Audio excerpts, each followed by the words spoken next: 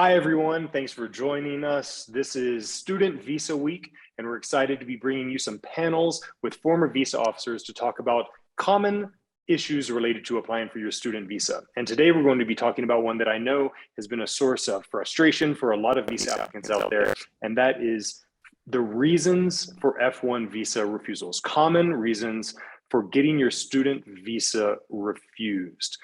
This can be super frustrating for so many students out there because you put so much effort into, graduating from your program, building your academic credentials, applying to universities, getting accepted, securing funding, getting your scholarships, and you go in for your visa interview, and then they get a summary refusal. The visa officer says, nope, you're denied, please move along, you can apply again sometime in the future.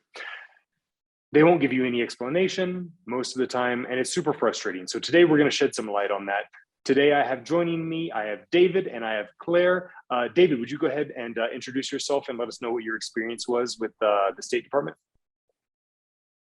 Yeah, I'm David, and I was a visa officer in Xinjiang, China for 2 years, and then in Estonia for a little bit more than a year. And then about how many visas do you think that you did during your time? In China, it was about 30,000 total, and probably about 10% of those were student visas. All right. And Claire? Hey everyone, my name's Claire. I was a visa officer in Guangzhou, China for 2.5 years. And in that time, I think I did close to 40,000 visas. And I'm assuming that also around 20% of them or so were student visas.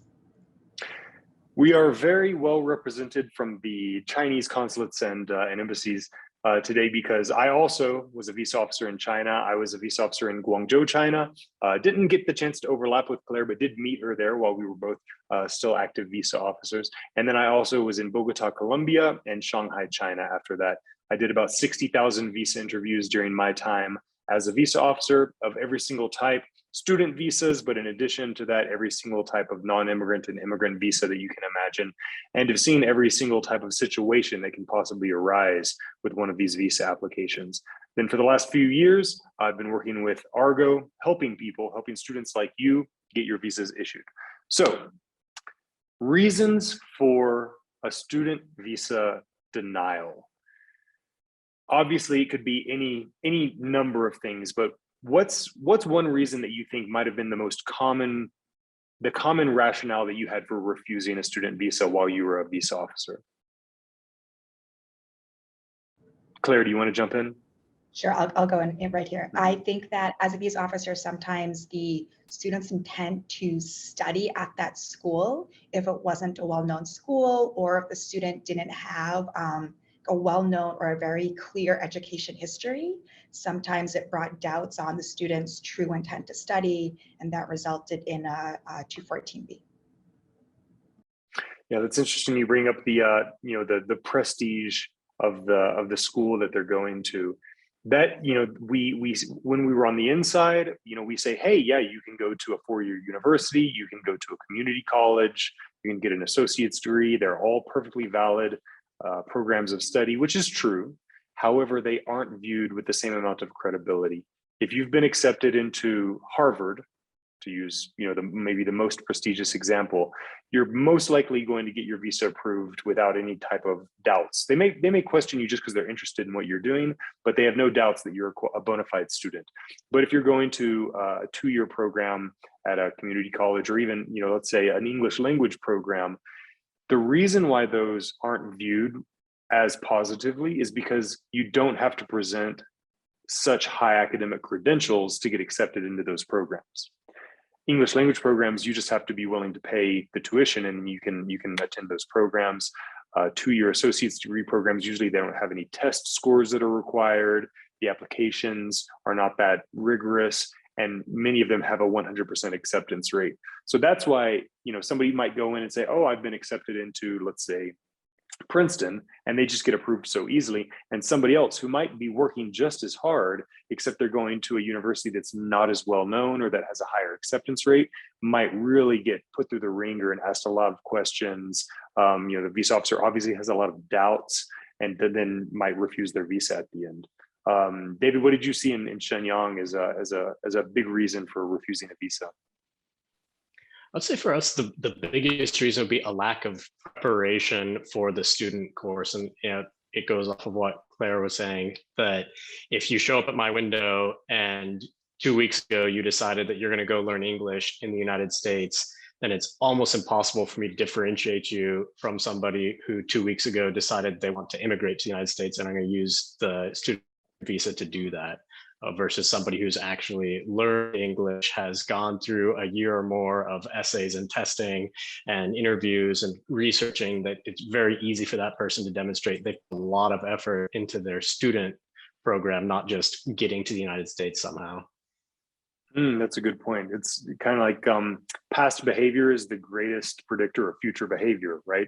So if you can show that what you've been doing up until this point, the point of your interview, is what a bona fide student is doing, studying hard, getting good grades, graduating, that shows them that that's probably what you're going to continue to do in the future, right? That's a really good point. I find that in a lot of my interviews, every post has a ratio of students that are getting issued and getting refused. There's no quota. Many people ask me if there's a quota. There's no quota, like, oh, you have to refuse 20%. So if you hit a certain number in the day, then you've just got to refuse the rest of them in order to hit your quota of refusals. That is not the case. I want to make sure everyone's very clear.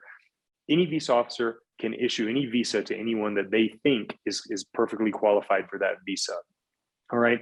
But if you go in and you don't give full answers, if you give very short, uninformative answers, you're basically leaving it to chance. Okay. You show up, you give them your passport, you give them your I-20, they see the school you're going to, the program you're getting into, what the tuition is, the source of the funds as reported on the I-20. They can see all that there. So when they ask these questions like, okay, what's your purpose of travel to the US? And you just say, study. You've given them no new information. Okay, well, where are you going to study? Wisconsin. Great, I also can get that information. Okay, what are you going to study? Accounting. These answers do nothing to enlighten the officer, right? Many people don't know, it's a test, but you don't know what the guidelines are, right? And the test is to make the visa officer trust you. If the visa officer trusts you and trusts your intent, then they're going to issue the visa. They don't have a list of criteria where they have to check off, okay, are they studying a good major or a bad major? No, a good school or a bad school? No. What it is do they trust that you're going to do what you say you're going to do? And the way to get them to trust you is to tell them your story, right? You're just a person with a passport when you walk up. You've got a DS-160, the same as everyone else, that has an address, a school, and a major written on it. And that's it. So you've got to fill in the gaps for them so that they know, okay, I understand who this person is, what they've been doing with their life, what their plans are, right? So a much better answer to a question like, okay, so what's your purpose of travel to the US, is what I like to call a full answer, not a long answer, because long, you could just be talking about, unrelated stuff. But a full answer puts a lot of relevant information in there. So you're bringing yourself to life, right? You're kind of like you're filling in the colors of this portrait of yourself, so the visa officer knows who you are. So a good answer to that question, what's your purpose of travel to the US, would be something like, well, I've gotten a partial scholarship to go to University of North Carolina, Chapel Hill. I'm interested in studying engineering. I'm not sure what type of engineering yet, so I'm undecided, but I'm definitely going to be taking all of the engineering preliminary courses. Aside from the scholarship, my father is an economist with the city government, and my mother owns a small e-commerce company in my hometown, right? These, all of a sudden, you're bringing your story to life. They see who you are as a person, right? Did you ever have this? I know that in China, we saw this a lot, because it is the #1 piece of misinformation that is out there on the internet, that other so-called agents are giving people, that people's friends and family tell them, is that when you go into the visa interview, you should give short answers. Did you have a problem with this too? It was so frustrating because you need the applicant to help you so that you can put something in the case notes to justify why you issued to this applicant. And when they give you a one-word answer that is something that was already on the DS-160 or that you can see on the I-20, it doesn't help you at all help them get the visa. And I would sometimes just walk away from the window after they gave me a one-word answer and just kind of go cool off with a colleague, like, why don't they know? And the thing is that they don't, and they hear these myths that, oh yeah, you have to be really short. Now, the flip side of that is if you go on for 4 or 5 minutes about your entire life story, then I'll get frustrated too. But the one-word answers were just the worst. Yeah, it's really just rolling the dice because some people will get approved, some won't. But if you're going to one-word answers, you're just leaving it to chance. Like, I hope they like the tiny amount of data that they see in my application, in my DS-160 that they issue. Right. With the refusals too, sometimes they're based on not a strong academic program, but other times it's based on not having good a good financial situation, or at least not demonstrating your financial situation. A lot of times people will give that short answer of, well, how are you going to pay for this? And someone might give an answer like, my uncle. What's the problem in giving that type of short answer, Claire? It again doesn't provide any additional information that I'm looking in front of me. And at least in China, there's such a long line of applicants behind the student that I'm speaking to. Then I hear the uncle, it's like, okay, I don't know who your uncle is, what your relationship to your uncle is, what your uncle's doing. And to David's point, now I'm slightly annoyed that you're not providing me with more information. I now have to ask more questions. At that point, my chances of refusing an applicant are probably like going up exponentially. Yeah, it's kind of like you're making the job easier for the visa officer, right? Because the visa officer is going to, their job is to determine who is a legitimate traveler, to facilitate legitimate travel. And so they're trying to decide, okay, who's going to travel well and who's going to misuse their visa.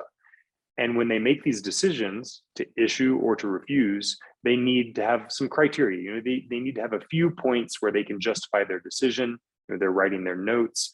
And if you can just give them that information, just kind of in a little template format, like, oh, here are 3 points. Here's my strong academic background. Here's my family's stable finances, and here's my plan for the future. They can just type, put that right into the system and say issue, right? So it's kind of like you're going to hold the hand of the visa officer and lead them to a successful conclusion of your interview. All right. So when we're talking about refusals, we've mostly been talking about 214B, right? So 214B is something where people think, oh, well, what is this code? Basically, it's just the most standard visa refusal that there is. It means that the visa officer does not believe that you're going to use your visa correctly. It could be for any number of reasons, like they don't think that your academic program, that you're qualified for it. They don't think that you have the finances to pay for it. They think that you have the intent to immigrate. Whatever their suspicions might be, it could all result in this blanket refusal, which is 214B. The standard for it, it's interesting because it's the opposite of the way that we think of most kind of how the judicial system works in the US, which is innocent until proven guilty. 214B says that every visa applicant is assumed to be guilty of the intent to misuse their visa until they can prove to the consular officer's satisfaction that they actually intend to use it well. So everybody starts off from the point of guilty and has to prove themselves innocent. That's why you can't be silent and just give one-word answers, right? It's not, oh, if I don't mess up, they'll just give it to me. It's no, you have to positively perform well in your interview to convince them that you're going to use it well. So if you've been 214B'd, can you apply again? Yes, we're nodding, but absolutely, we can apply again for the visa. Now, everyone's situation is different.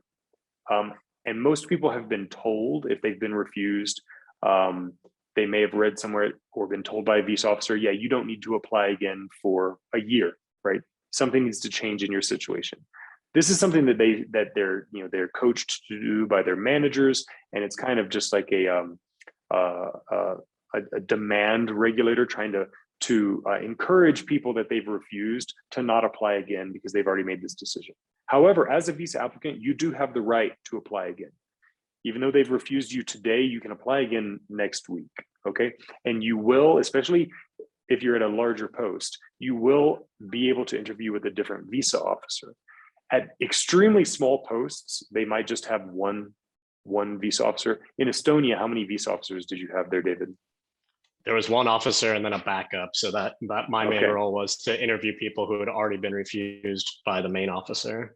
Okay, so you basically can go twice in Estonia, and then you've exhausted the entire bench of potential visa officers to interview. In China, of course, we've got 30 officers doing non-immigrant visa interviews. So you can be pretty sure that you're going to interview with someone new. And each officer can make whatever decision they feel is correct at the time of that new interview. They will see this prior refusal on your record, and it 100% will influence them negatively. They will think, okay, my colleague who has had the same training as I've had, and may have some experience that's comparable to mine, has decided to refuse your visa. So the first thought is something negative. And so it's your job as a visa applicant, if you're applying again, to turn that negative impression that they have of you from the very beginning.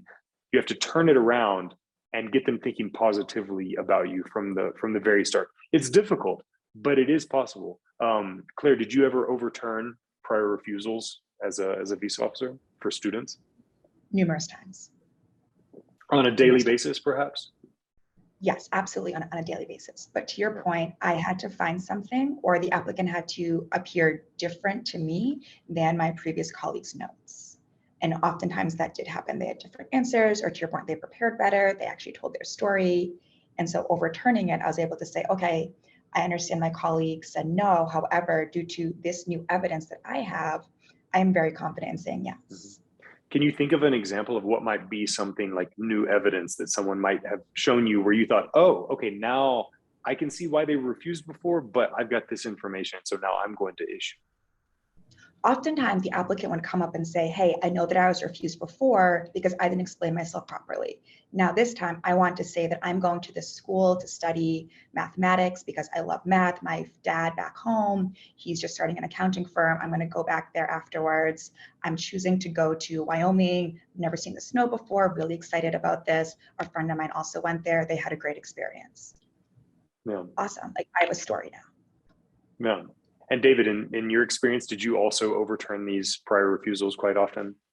Oh yeah, all the time. And the thing that probably convinced me the most was that there was something that the previous officer didn't understand about why the student was going to this school or this location.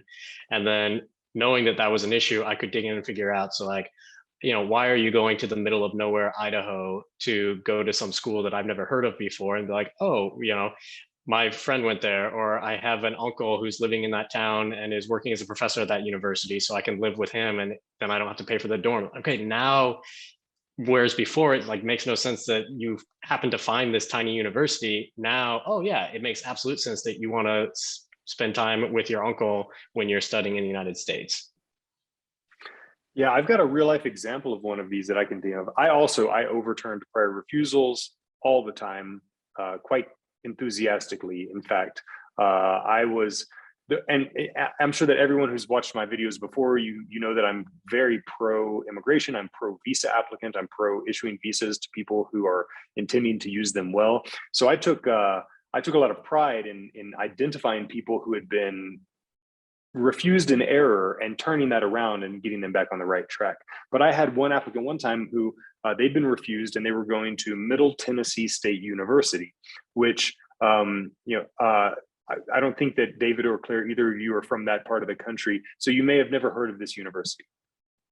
Okay, we've got shakes of the head on both sides. So you've never heard of this university. However, it is a big state university in Tennessee, but not very well known nationally. So the visa officer they interviewed with probably just didn't think that this might have been a very credible university. They'd never heard of it. Well, the applicant was studying music business. Now, Nashville, Tennessee, which is about 20 minutes from Middle Tennessee State University, is one of the centers of the music industry in the US, and it actually is one of the top music business programs in any university in the country. In fact, my brother went there for that exact program, right? So I just, from my personal experience, I knew about this university and I knew why this entire story made sense and why somebody would be wanting to choose that school specifically. Now, in the first interview, I don't think that they gave life to that story. They just probably said studying Tennessee, MTSU, right? They just gave those flat answers. And so the visa officer just had no reason to connect the dots and understand what was going on. In my case, it was because I had that knowledge that I was able to identify what was actually, what was the real thread running through that application. But what that applicant really would have needed to do with any other visa officer is go in prepared to tell that story. And a lot of times that first question that the visa officer is going to ask after you've been refused once, they're going to open your case, they're going to see that you were refused, and they're going to ask that dreaded question, what's changed since your last application, right? The answer cannot be nothing. The truth may be that nothing has changed, but what you say in response to that question can't be nothing, because you're basically you're just signing a release form, giving them authorization to just refuse you right then without giving you any other consideration. What you have to do, you can say, nothing's changed. However, I didn't present my plan last time because I was very nervous. That's actually a fine answer. And then continue. I'm actually going to Middle Tennessee State University because I'm really interested in the music business. I've done internships here in my country, and it's the top music business program because, as you know, it's right next to Nashville. And then all of a sudden, you're putting the story together for that visa officer, and they're thinking, "Oh, okay, well this actually makes sense." I'm gonna ask a few more questions and see if there's any merit to this application. But if you just say, "No, nothing's changed," well, you're just saying, "Okay, refuse me again." Or if you say, because a lot of people think that thing that needs to change just needs to be some data point, like, "Oh, I was applying to an accounting program and now I'm applying to a finance program."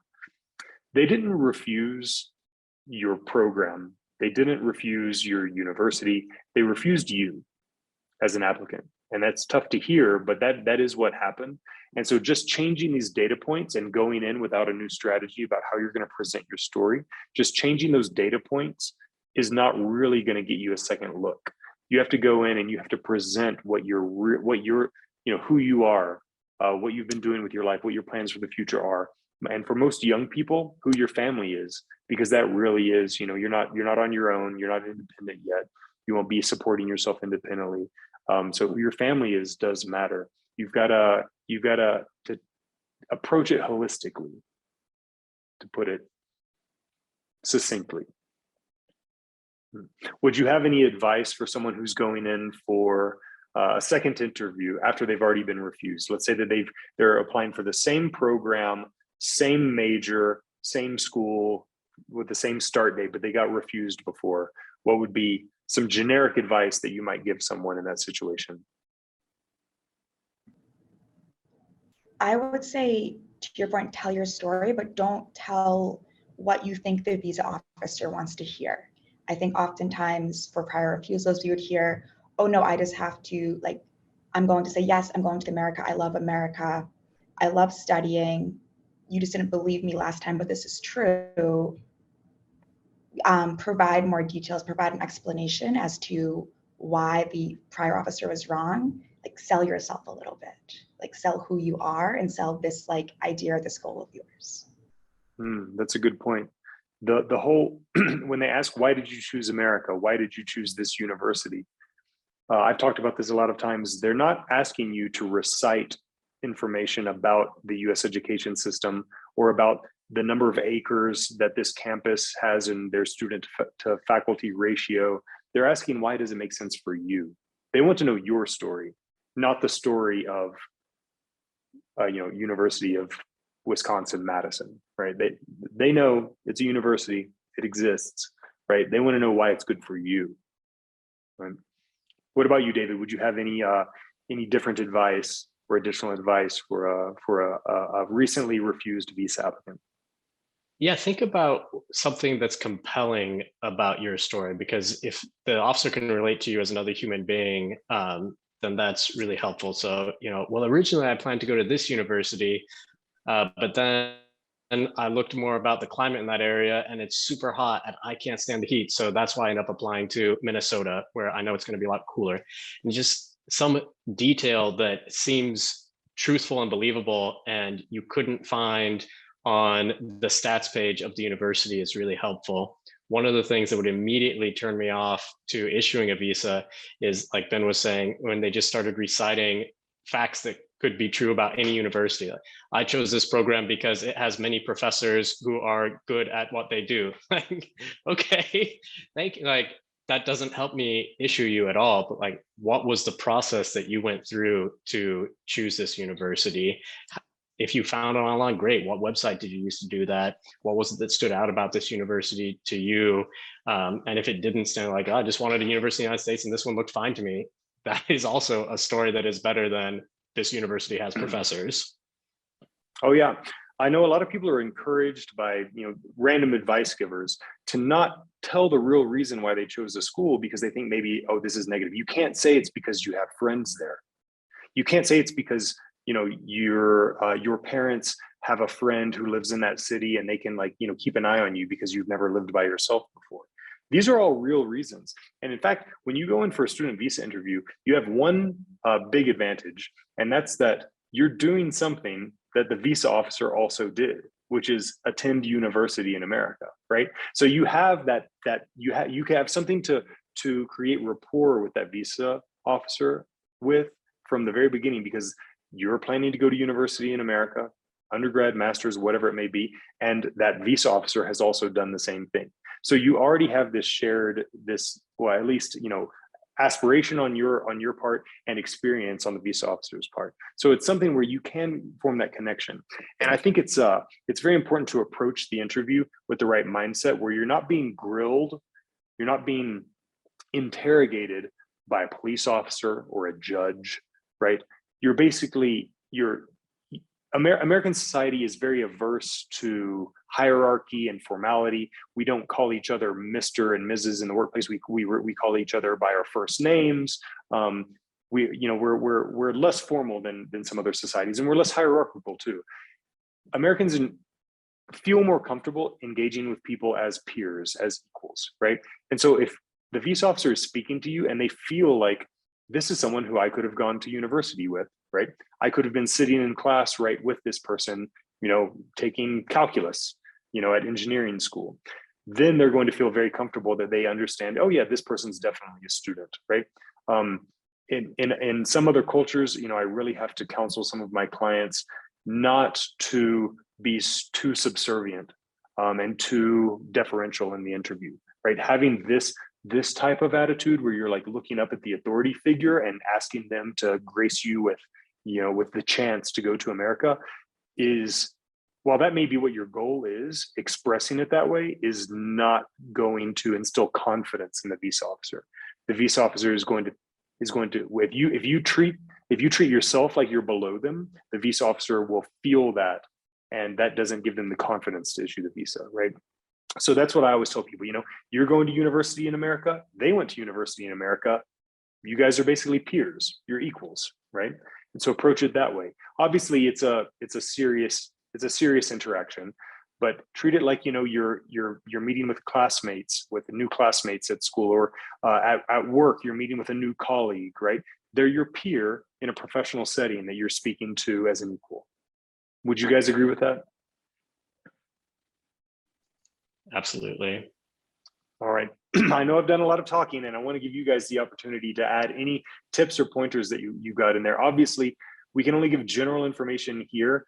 When we work with clients one-on-one, that's when we can really help you identify your highlights, the challenges that you might face, and also how to answer that question, what's happened since your previous refusal, which is the most important one to answer at the beginning of the interview. But any tips that you've got on the front of your mind?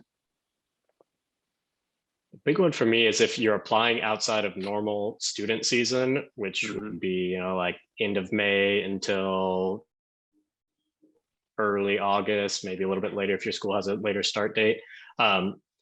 Make sure that you address the reason for that, right? So, I was delayed, or I had some illness, or I had a family issue or whatever. And so the school said I could start in January. So I'm starting in January. But we saw the quality of students drop off significantly outside of the normal student season, but you could still be a very qualified student outside of the season, but help me understand what the reason that you are starting in mid-March. That's a good point. With COVID especially, getting a visa appointment is much harder. And I can assure you the visa officers don't know how hard it is. They most likely don't know what the wait time is to get a visa appointment at their post.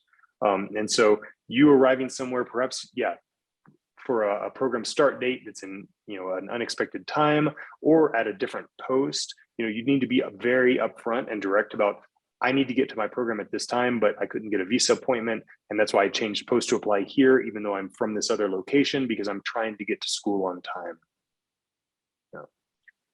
Any last tips, Claire? Ben and David, I feel like you guys covered almost everything, but I'm gonna bring it back to something you said at the beginning, Ben, regarding like having those like 3 strong pointers for like who you are, why you're choosing this program, and what this program is going to mean to you for you in the future. I think that kind of helps the visa officer see you and define you as a student, and it guides the visa officer towards your like ultimate approval. Yes, that is the #1 advice, is you've got to bring your story to life. You are your only advocate in the visa interview. The DSO can't help you. The International Student Advisor can't help you. A lawyer can't help you. It's just you. But we can help you beforehand. We can help you prep for this. This is what we do. We love doing this. We love helping visa applicants. You can go to www.argovisa.com to learn more about our company and the services that we provide, and some success stories from those that we've helped. Right now it's Student Visa Week, so you can check out the other videos that we're putting out this week, because we're putting out content about community colleges, about non-traditional students, about people that are applying for advanced degrees like masters and PhDs. We're also going to be doing some live Q&As, so look out for those. Hopefully you'll find some of this general information really helpful to you, and you'll be able to identify, how you should go into your visa interview. We also can help you personally, one-on-one, looking at your application and helping you craft this strategy to go in for your interview. So www.argovisa.com. We also have a new AI-powered bot developed by ex-visa officers that will help you assess your chances to get your F visa. F visa is the only visa type that's available for that right now, and you can check that out at bot.argovisa.com. Thanks a lot to Claire and David, and thanks a lot to everyone for watching.